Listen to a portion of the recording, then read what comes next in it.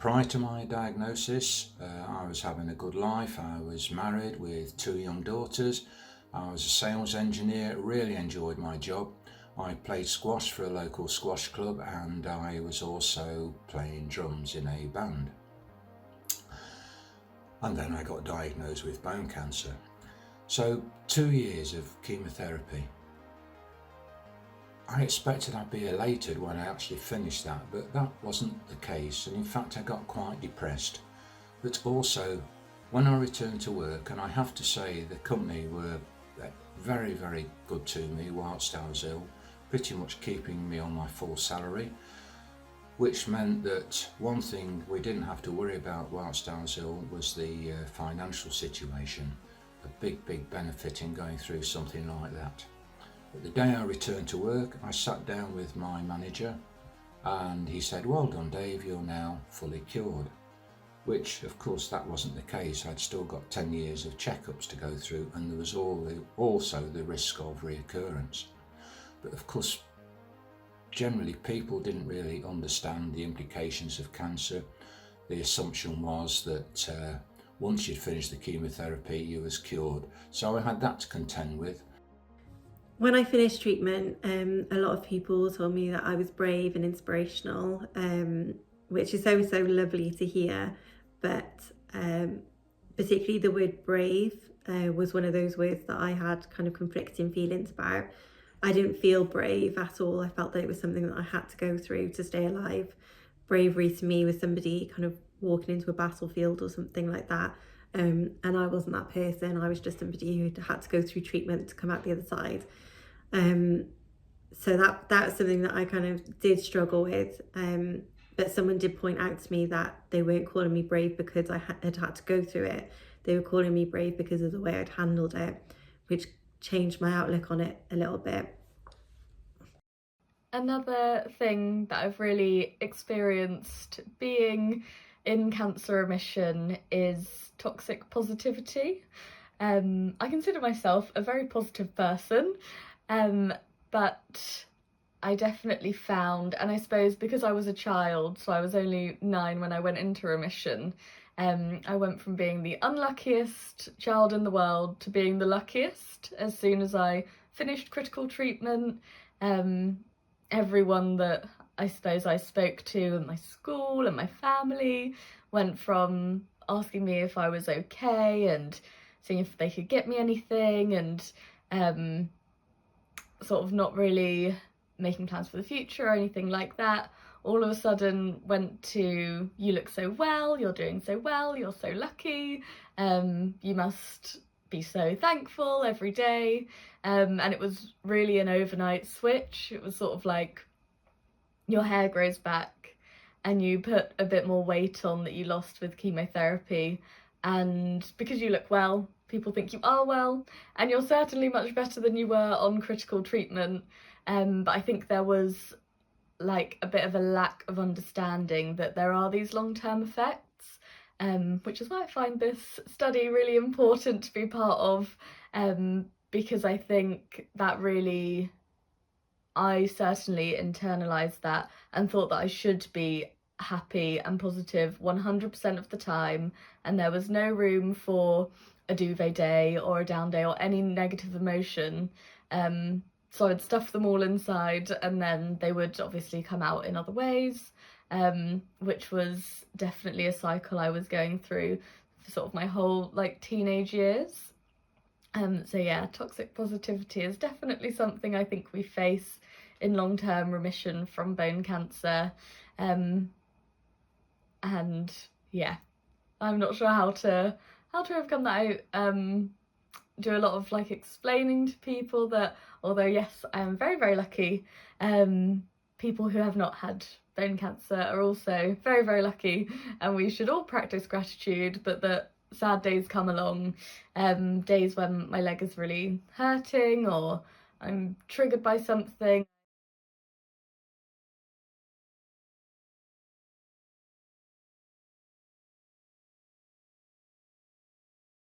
As I was diagnosed as a child, I was in primary school, and then with my orthopaedic treatment lasting basically a decade, My school experience was quite impacted.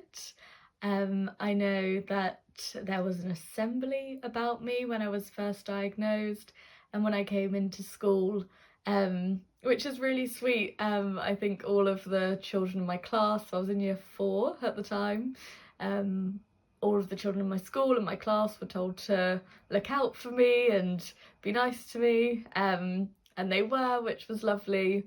But there were some things I remember, obviously questions that they really didn't understand.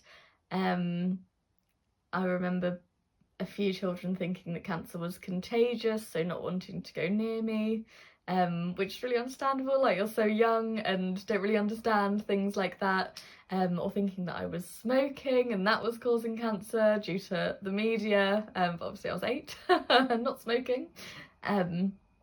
So I think my school experience was really, if I have any memory of school, it was impacted by my orthopaedic treatment. I was the only child, thank goodness, to have had cancer in both my primary and my secondary school. I was the only person that was, I suppose, long-term physically disabled. There were a few children who broke their legs or something, and then were back doing things 6 weeks later, whereas I was periodically having a surgery maybe once a year to extend my leg and being on crutches and then being on one crutch, and there were certain things I couldn't do. So for example, PE. I could never do contact sports due to the risk of damaging my knee replacement.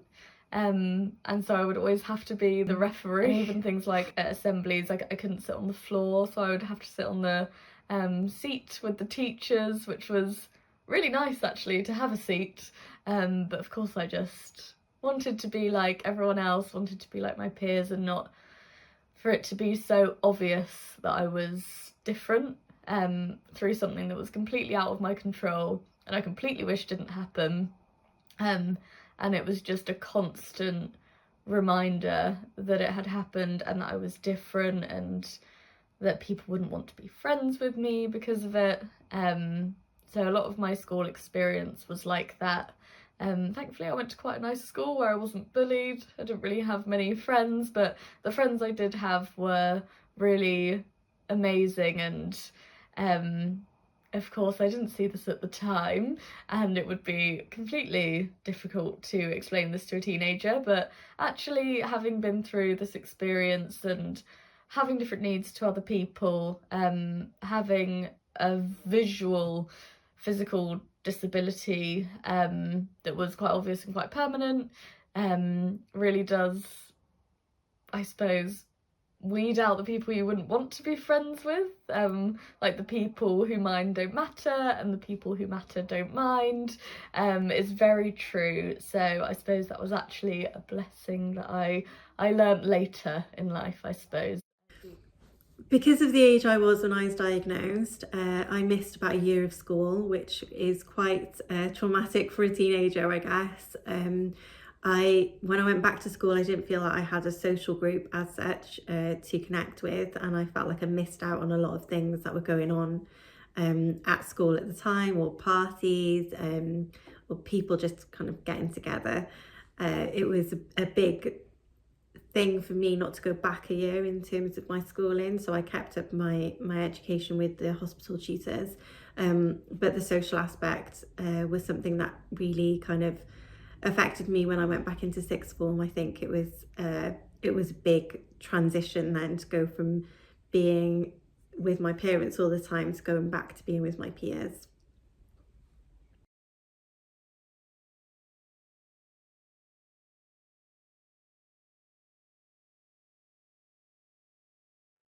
Squash was a no-no. I'd lost touch with the band because obviously I had to give up the band when I was diagnosed. And I'd been back at work a few weeks and I just wasn't enjoying it. It was as if life had changed for me. And then one day I was in the garage doing something at home and I noticed my wife's bike. And I used to do a lot of cycling as a teenager, and I thought, interesting. Out come the spanners, adjusted the bike, and off I went for a bike ride. Only about 3 or 4 miles, but I felt absolutely wonderful after that. And from that, I became a very keen cyclist, bought my own bike, joined a local cycling club along with my wife and younger brother. We did the Great Nottingham Bike Ride, which is a 50-mile bike ride for charity. I joined a local cycling club and took up some competitive cycling. And I think that was just a case of finding something new I could do and not looking back on things I could no longer do. I did eventually also get back into a band playing drums, but I wasn't happy at work, and in spite of the way they looked after me when I was poorly, I did leave the company, stayed in the same industry, that is forklift trucks, and joined another company. And basically I think what I was doing was putting everything behind me and moving on to a, let's say, new normal life. So one thing that happened with my diagnosis was that a lot of my hobbies had to stop. I was a really keen dancer, really physically active, which actually I think did help with me getting diagnosed in a, I suppose, timely manner in comparison to most. So I was, really into dancing. I was like bouncing around, playing tennis, and that had to stop overnight. Sort of even before my knee replacement at diagnosis, the risk of the tumour bursting and breaking through the bone was really high, so you can't really do a lot of high impact things. And of course with chemotherapy your energy levels aren't there anyway. So those hobbies had to stop. I found it really hard to even have a hobby, I think, when I was a teenager. And I really remember on UCAS applications and the sort of careers counsellor at school, for you to show that you're a well-rounded individual, and you don't play any sports, and I didn't go to any clubs because a lot of them actually weren't very accessible, which I think, and I hope has changed now with sort of the way we've moved on as a society. But yeah, a lot of my hobbies stopped, and recently, as well as sort of going to the gym as a hobby, but I, in the last year or so, started baking and cooking, which I find a really great hobby because I can do that no matter how painful my leg is. It's a hobby that I can do that's nothing to do with cancer, nothing to do with my leg, not very physical. You can get into, I suppose, like a flow state with baking and cooking, and then you also have something lovely at the end. So yeah, that's something that's really important to me now. Especially I work at a cancer charity as my full-time job, and then with my knee replacement, I do quite a lot of things to keep it in check, so it's nice to have something that's completely separate to that. The reason my cancer was detected was because I was in a musical theatre group when I was younger, and I was dancing, and dancing was something that I absolutely loved doing as part of that kind of group, and I realised that I couldn't dance because I was in so much pain with my leg. So that was quite tricky, because when I had the surgery they told me I'd never dance, run or ski again. Running and skiing were things that I was never into, so that was fine, I could let those go, but dancing was something that I really was sad to kind of lose from my life.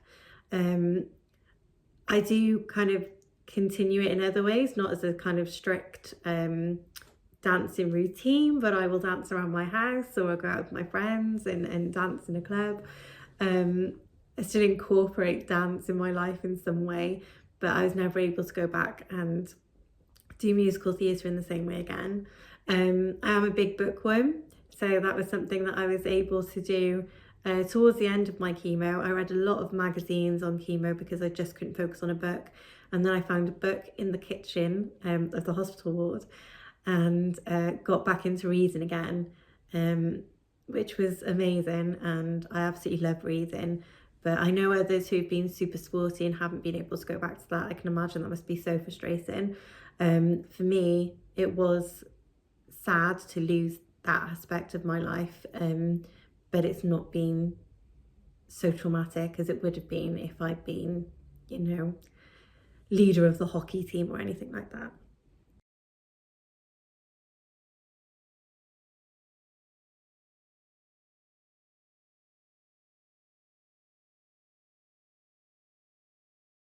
And because I had quite a lot of PTSD from treatment, I wasn't quite sure of how to act socially, and I knew that I was different to everyone else, and I didn't want to be an embarrassment to any friends.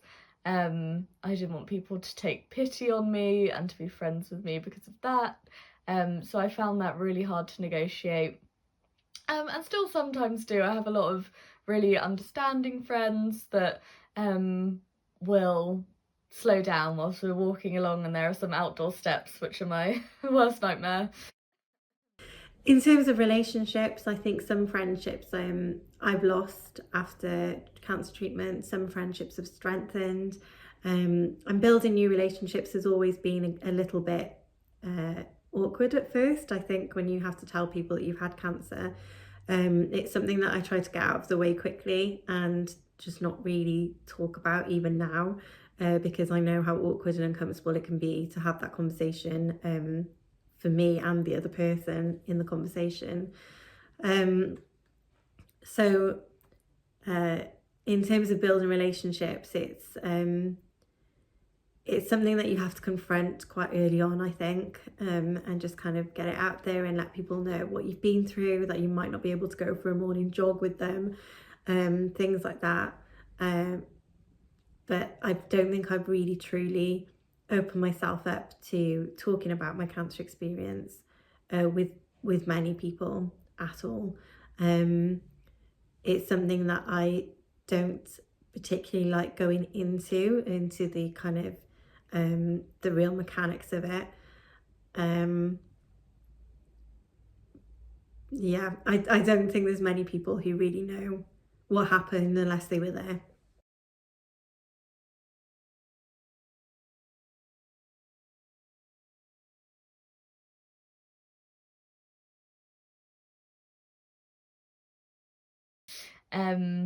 Having, I suppose, a physical disability as a child all throughout my teenage years and now as a young adult has really shaped me, and in positive and negative ways, I'd say.